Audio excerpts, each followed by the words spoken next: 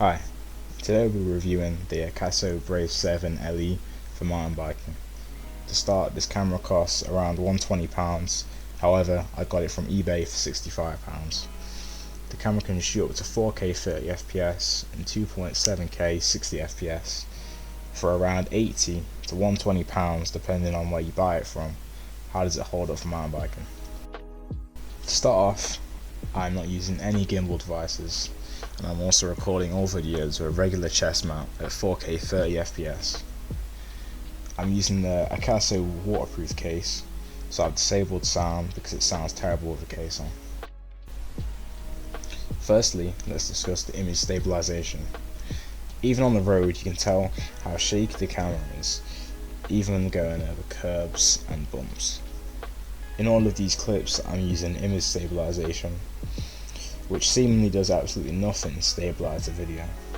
Now, as you can see in these clips, the camera has really bad image stabilization. Just watching these clips for a few seconds would make anyone want to be sick.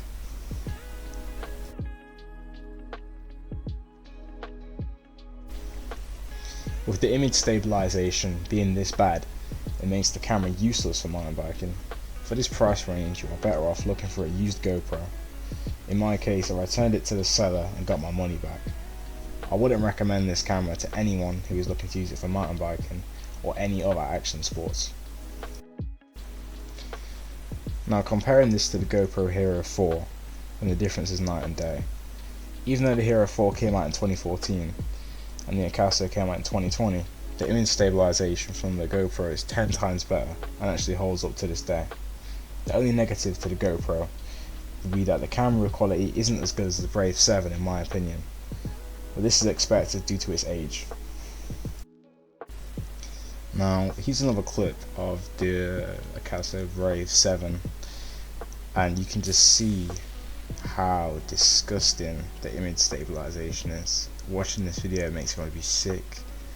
You can barely make out what's happening and where I'm going, and these jumps that are coming up here, you can hardly tell that they're even jumps because the image is all over the place. It's just so hard to tell what's going on. However, the actual camera quality doesn't look that bad. It's just the fact that the image stabilization is just unbearable. Like I said, the video quality is actually surprisingly good for the camera's price. In these videos you can see how the quality is without all the shakiness going on. If the issues with the poor image stabilization wasn't bad enough, the camera didn't work with a 64GB SD card, at least not consistently. When using the camera, you should be able to see how much recording time you have left.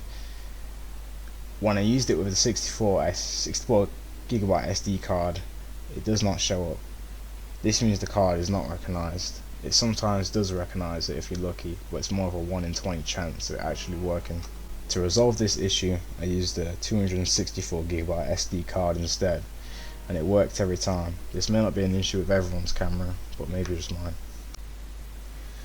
Like I said earlier, I cannot recommend this camera to anyone who is looking to use it for mountain biking.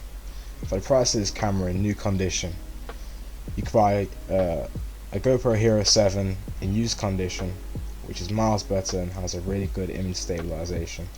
This is what I'll be buying, and soon I'll compare the two cameras. For anyone who is on a budget still and looking for an action camera, I recommend the GoPro Hero 4. Even though it's a little older, it still has a really good camera. I'd use it over the Akaso any day.